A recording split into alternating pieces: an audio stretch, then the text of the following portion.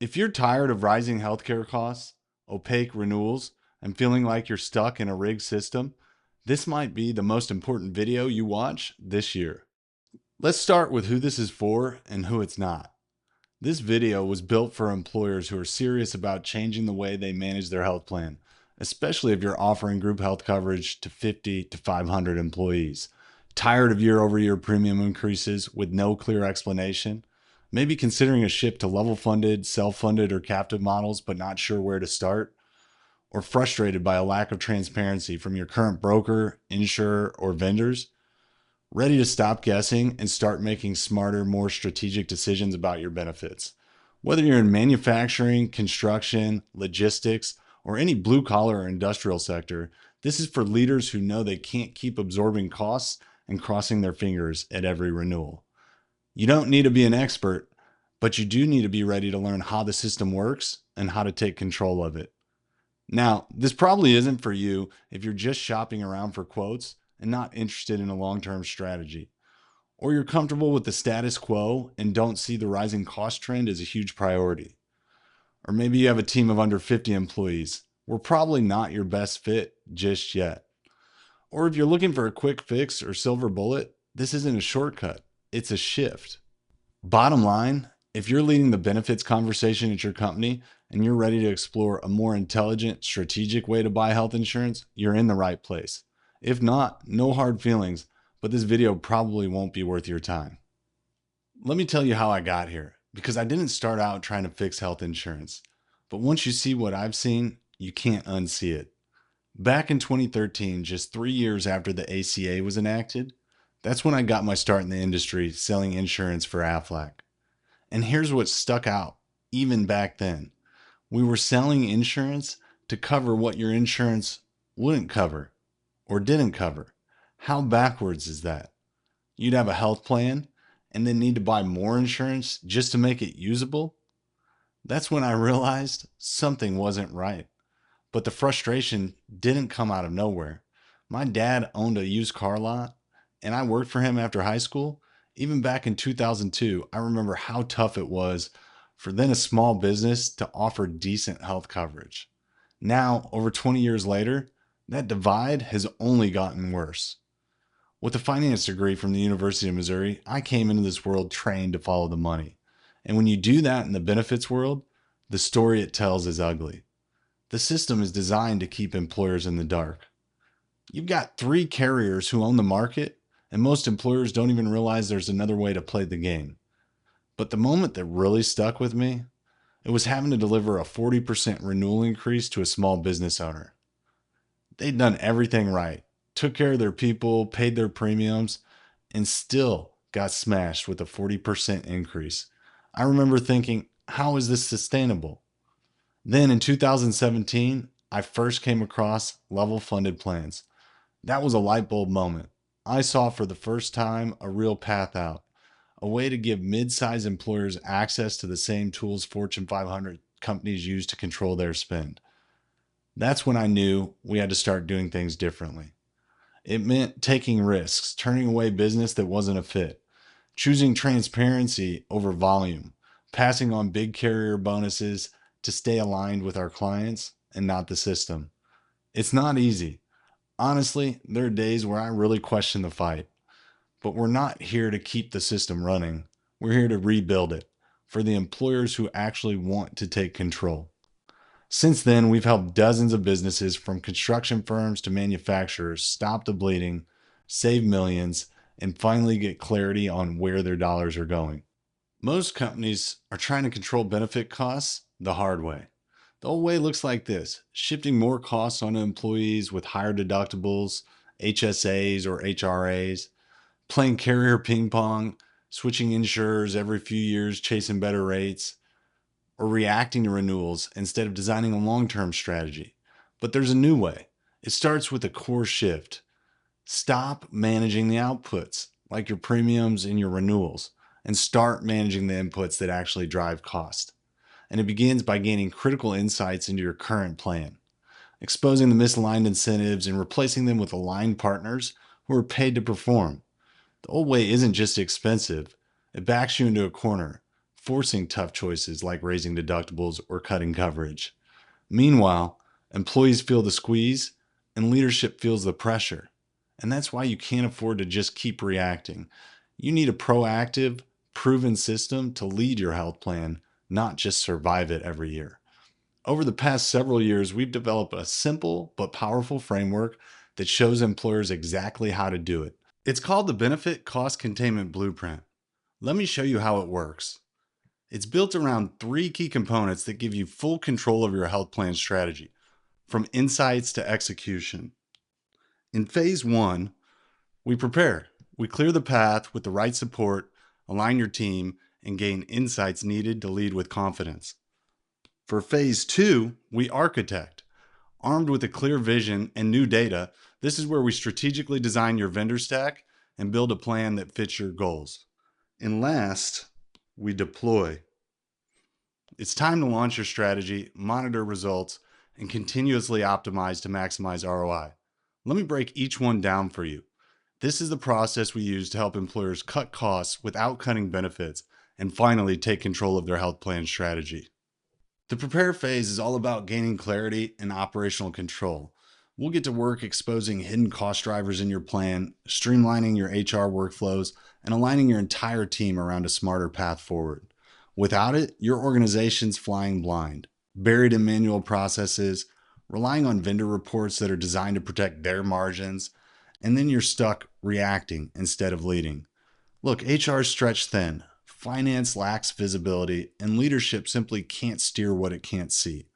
With this phase, you gain real visibility across the organization. HR runs more efficiently, finance gets the data to manage risk, and leadership can drive decisions with confidence. Let's look at some of the particulars of this phase. So starting off with step one, that's where we're going to begin by establishing support. We're going to do so with an initial kickoff call, and that's where your team meets our team, and we can get a better idea of how to best support each other going forward, and also what the most effective communication strategy is going to look like between the two organizations. From there, we're going to move right into onboarding. And it's important that we get you integrated into our agency so you have access to all the tools and resources that you need to successfully run this program. But at the same time, it's important that we get integrated into your organization. So yeah, while we're going to be crossing some T's and dotting some I's, this is where we're going to really start to get the ball rolling. During onboarding, we're going to make sure that you get access to these resources. And one of the most important is going to be your client portal. Your client portal is where the Benefit Cost Containment Blueprint program lives. So all 9 steps are built in there for you already. Now, you may not do each of the 9 steps in order. It really depends how far your strategy's already progressed. We're also going to give you access to Mineral HR. Mineral HR is going to be a great tool for you to support your compliance and HR needs. And then finally, we're going to have, at some point, maybe not in the beginning, but at some point, we're going to have you meet with an ERISA attorney to make sure that we have all our bases covered. And then this is where it really gets fun. We're going to start to uncover some of those hidden cost drivers, and we can do so a variety of ways. But one of the best ways to do so is with a claims analysis. So a claims analysis could be twofold. It could be your medical claims, could also be your RX claims. But what we want to do is we want to benchmark those costs and see how much you're actually spending on care. It's important to know this because it's the inputs that drive the outputs. At the same time, we want to begin to gather some feedback.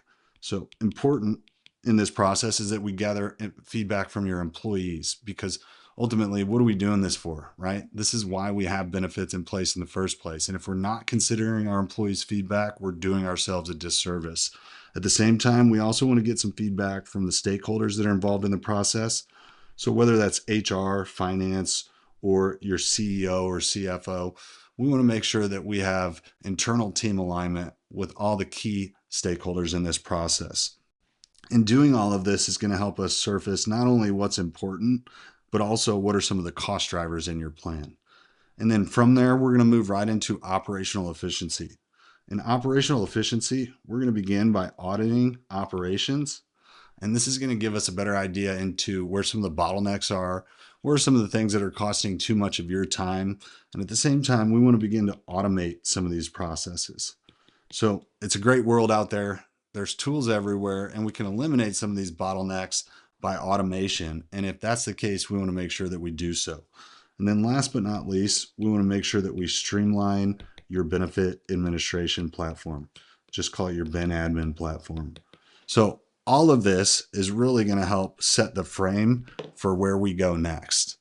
Now, the big win here, you're going to gain clarity into where your dollars are going and alignment across HR, finance, and leadership so you can take control of what comes next. There's going to be 3 shifts that we're going to make in this phase. Number 1, you're going to get visibility. Start to unlock the financial and performance insights that are buried in your current plan. Next, we'll streamline your HR operations, automate workflows, eliminate redundant processes that drain your time. And then finally, we'll build alignment. We'll get HR, finance, and leadership all rowing in the same direction. Let's take a look at phase 2. Now that we've cleared the path, we can begin to architect your plan. In the architect phase, this is where you develop your long-term strategy, the one that's going to make a difference in 5 or 10 years, not just this next renewal. It's where you finally take control of your plan design, strategically selecting partners and strategies that not only fit your workforce, but also align with your organization's goals. Without it, you're stuck playing carrier ping pong, probably switching insurers every few years, while chasing discounts off of inflated prices. And then you're left building your plan around vendor limitations instead of your business goals. With it, we can use real data to drive smarter design. Vendors will be held to a higher standard, and your benefit strategy starts working for you, not the other way around. Let's look at each step in this phase. So starting off with what I think is probably the most exciting and meaningful part of the whole process, this is where we help you develop your long-term roadmap. This is going to be at a minimum 3 years, but probably a 3 to 5 year outline of not only purchasing strategies, but also what future benefits you want to offer. Purchasing strategies, benefits, also your financial strategies, right? So how are we going to finance our plan? This is where we're really going to lay it all out, and it's going to give us a roadmap so that each year when we get to renewal, we're not reacting. We already know what moves we're going to be making next. We also want to make sure that this plan is aligned with your goals, and at the same time, we want to be setting strategic milestones so that when we do successfully accomplish the things that we set out to accomplish, we have some room to celebrate. Now, after we've outlined the plan, we're going to move into evaluating vendors. Now, this could be auditing the current vendors that we have in place, but ideally we want to make sure that we're sourcing the best fit vendors for your organization. And best fit to me means that they have alignment with your organization and aligned incentives, right? We want to make sure that they are rewarded when they help out your organization.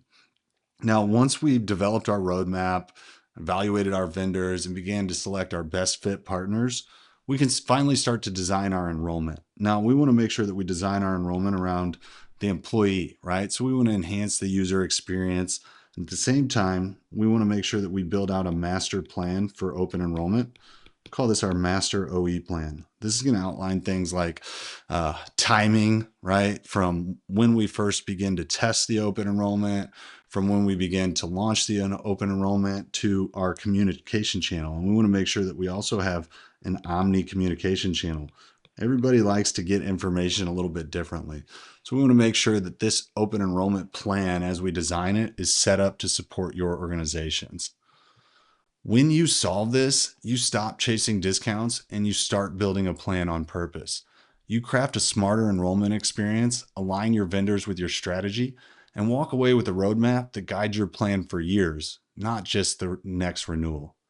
The big win here, you'll have a long-term roadmap designed around your needs, built with aligned partners, and engineered to eliminate waste at every layer of the supply chain. 3 shifts that you'll be making in this phase, starting off with using insights to shape your design. We're going to be leveraging our findings from phase 1 to build a benefits experience that supports your people and your organization's goals. And we're also going to be evaluating vendors strategically. So a lot of people make the mistake here by just looking at the outputs, which is the price. We want to look at the inputs, and we want to identify misaligned incentives, remove the underperformers, and replace them with partners who are paid to perform. And the final shift is building your roadmap. This is going to be a multi-year strategy that gives you direction beyond next renewal. Let's take a look at the last phase, phase 3. The deploy phase is where the rubber meets the road, where strategy meets execution, launching your new plan, holding your partners accountable, and continuously optimizing performance. Without it, you launch a plan and hope it works, only to find yourself back at square one next year. With it, you can measure what matters, adjust as needed, and stay in control all year long, while confidently knowing what direction you're headed in for years to come. Let's look at the 3 steps in the deploy phase.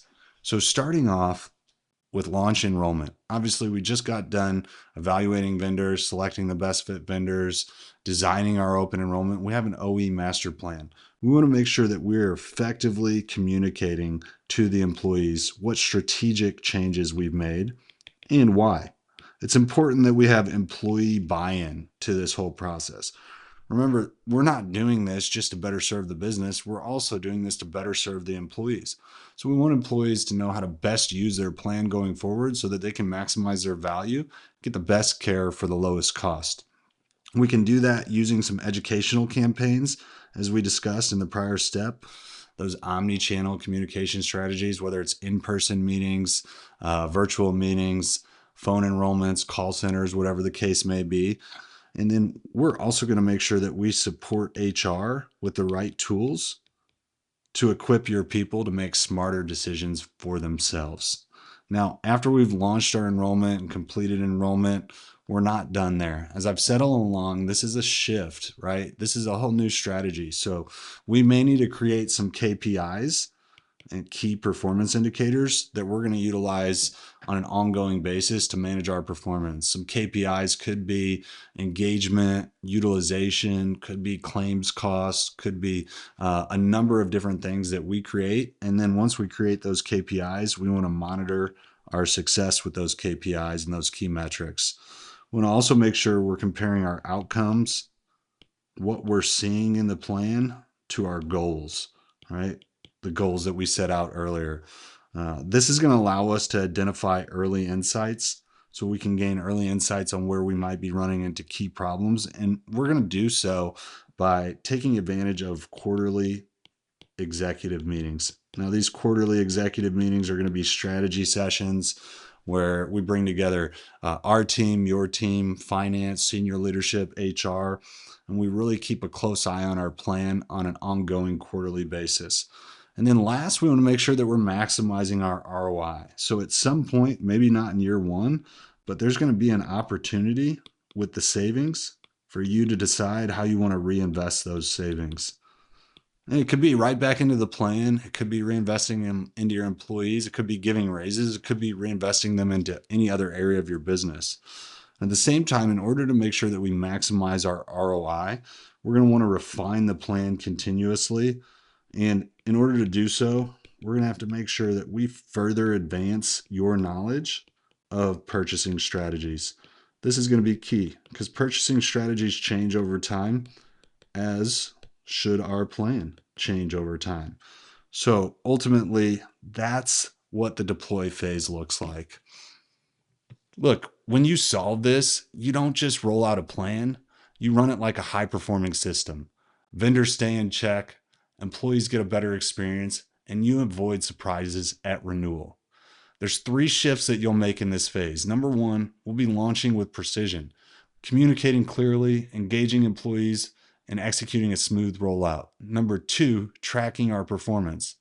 We're not going to wait for a renewal spreadsheet to hit. We're going to monitor metrics that actually matter. And then the 3rd shift is we're going to be refining continuously. Quarterly executive meetings, mid-year reviews, performance scorecards, and proactive adjustments to keep your plan on track. From manufacturers saving 6 figures without cutting benefits to construction firms finally ending the renewal chaos, this blueprint works. Salcomp was overpaying both their broker and their carrier, only to be told the best option each year was to renew with the same overpriced plan.